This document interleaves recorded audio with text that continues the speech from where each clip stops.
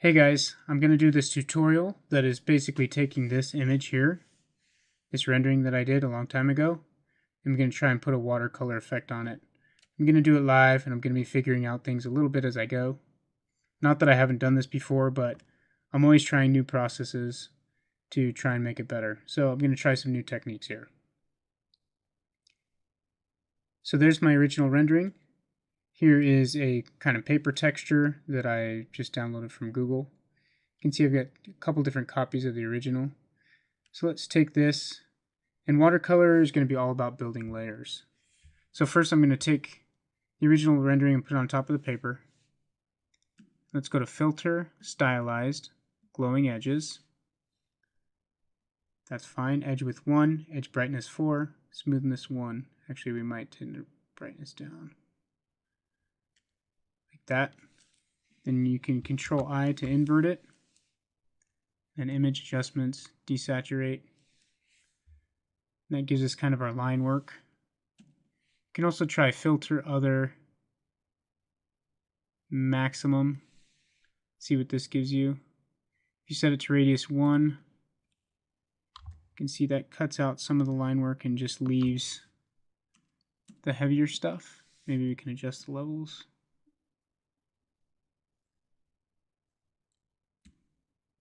Okay, that's one option. I'm not sure I like it here, so let's go back to that. That's fine. And let's just put that to multiply onto that paper. Now I'm going to mask out some of that later, but let's leave it there for now. Let's take another copy of the original, put it on top, and let's start building layers of watercolor paint. So for this first layer, we can do something like artistic, maybe dry brush. No, I don't like that. Cut out.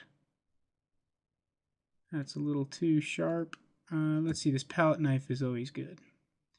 Okay, and let's make these big strokes, kind of like that. Take out some of the detail. This is for kind of our underlying layer, our lowest layer, so this one can be a little more blurred.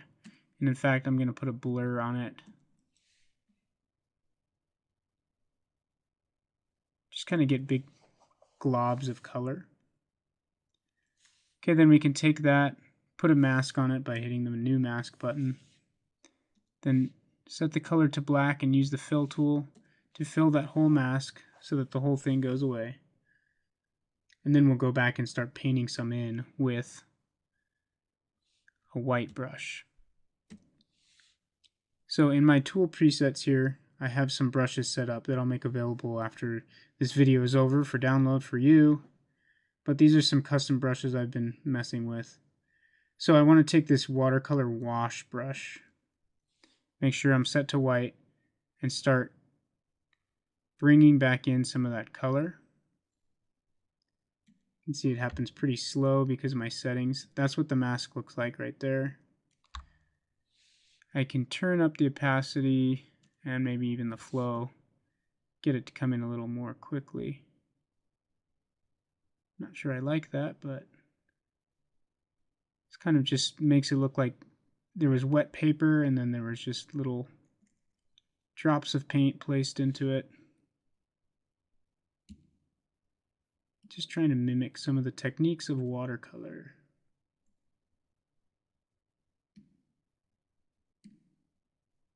Bring in some of that sky. So that doesn't look very nice yet. Hopefully it will when we're done. We'll see. There's my mask. That's okay. I like it. Alright, we need more copies of this. Control J to copy that original again. Put it up on top. Now we need to bring in kind of a more detailed layer. So for this one, let's do a different kind of filter on it. Like maybe,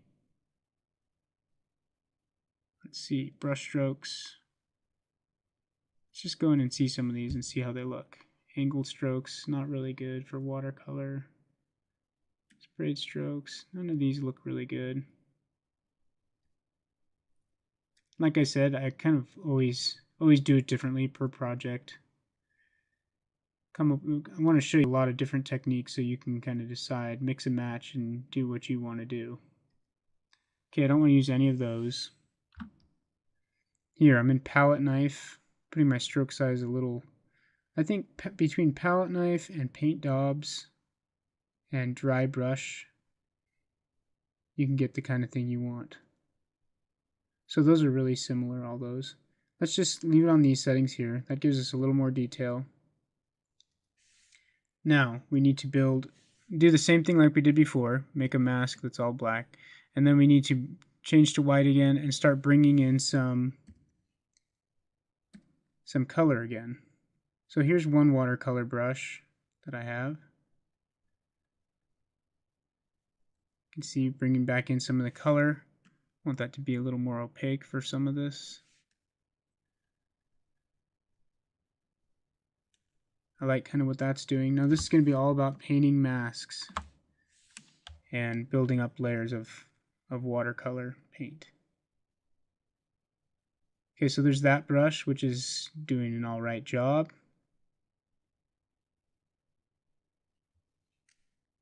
There is also this brush here, which watercolor straight stroke, which I really like.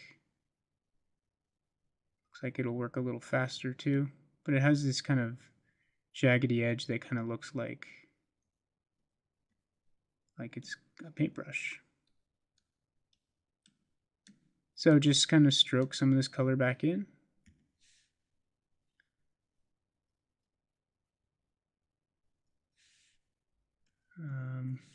Maybe turn down the flow a little bit, and I might want to adjust the brush so that, let's see what we got going on here.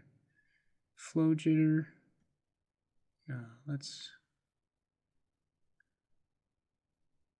maybe do something like that so that it flows more or less as if we press harder or softer. By the way, you're going to absolutely need a Wacom tablet for this.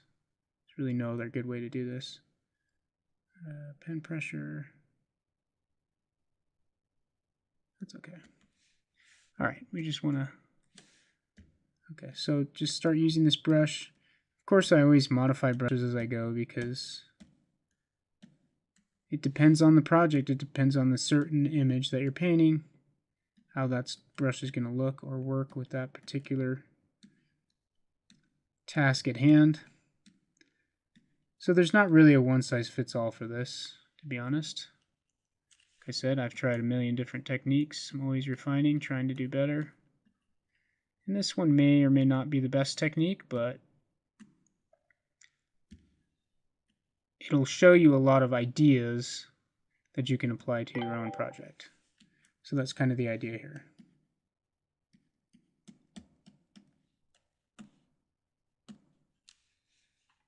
Okay. I like how hard that edge is at the bottom. And a good idea is to look at reference images of watercolor, of real watercolor, so you can kind of try to mimic what is going on there. Okay, let's look at that mask real quick. Wow, looks like that. Now, I have this other brush, which is under a mixer brush tool. Okay, so if you go into the mixer brush tool, and you can use this mixer watercolor 2 that I've been messing with. You can see you just want to adjust this flow up and down to try and get it to do what you want. But this kind of makes it look like you're taking paint that's already on the canvas and putting water on it to make it kind of, what's the word, thin out a little bit. You know how it is with watercolor, how you can apply water after the fact to kind of thin that paint out and spread it a little more and things like that. So this mixer brush can kind of mimic that a little bit. So just take some of the places and mix the paint a little bit. There's that. See down here, that kind of looks like paint was spread out with a little more water. It's kind of cool. Let's build another layer. Now this layer is going to be our more high detailed one. So let's find a good filter to put on it that isn't too destructive. It still gives us a lot of the detail we want, but doesn't look too photorealistic either. That dry brush is not really working like I want. No.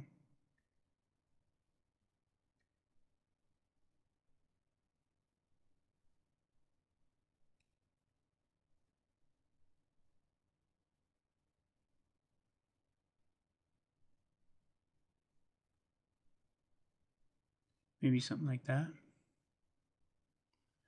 It's not bad. No. Okay. Now let's just paint another mask. With this one, we're going to be painting obviously more in the parts we really want to focus on. Let's get that straight guy out again. And this is where we really focus the eye by putting the detail back in the areas where we really want to focus. And make sure and try and go in different directions like you would with an actual paintbrush. So we want some detail in the house, like that. Maybe in some of this landscaping up front, car, and then kind of fade as you go to the edges.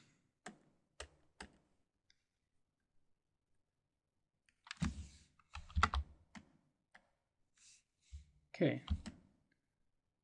There's a pretty nice watercolor.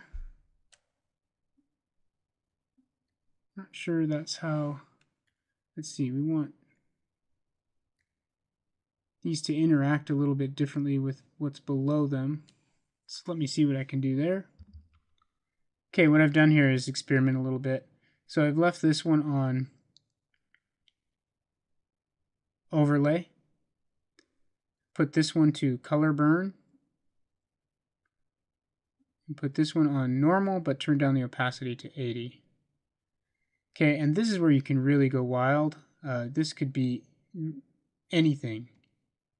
I mean, it'll give you totally different effects depending on what you set it to for your, I mean, even that's kind of cool. So depending on what kind of effect you want, you can change all these blending modes to different things. That one doesn't really work.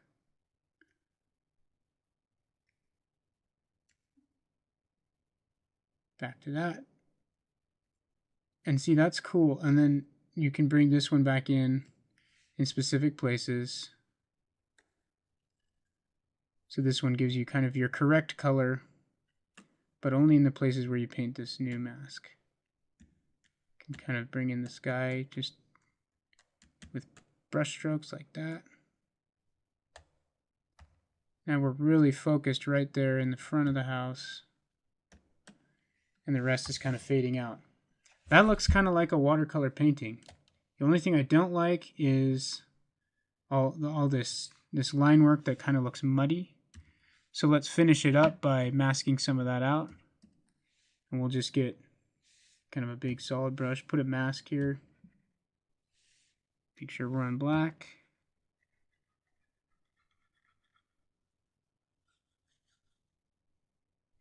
Actually, let's make it softer.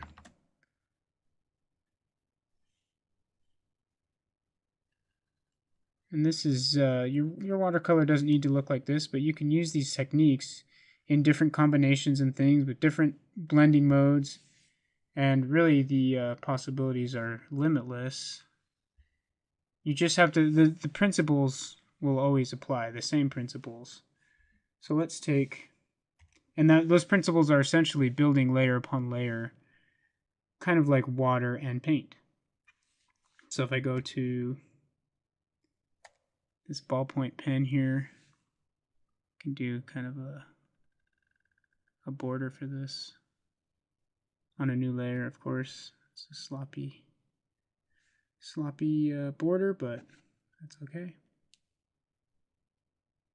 Make it look a little bit hand-drawn. Hold down shift for that bottom one to get it nice.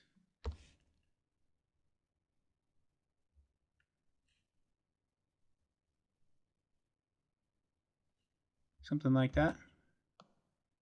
It looks a little sloppy maybe, but that's okay. And then you can keep on, you can just keep on going forever. I mean, you could do all sorts of different things to this. Maybe we could take this top layer and adjust the levels.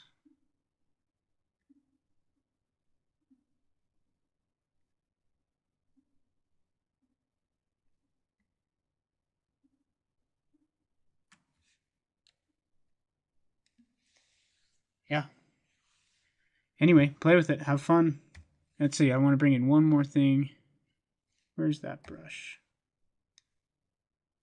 And obviously, this is where your artistic license comes in, and you can go crazy with all of this, and just use these techniques and build layer upon layer of different styles, different level of blur, and different level of detail. Use different blending modes, and play with it and have fun. Come up with some cool stuff. Hope you enjoyed this. Hope it was helpful to you. See you next time.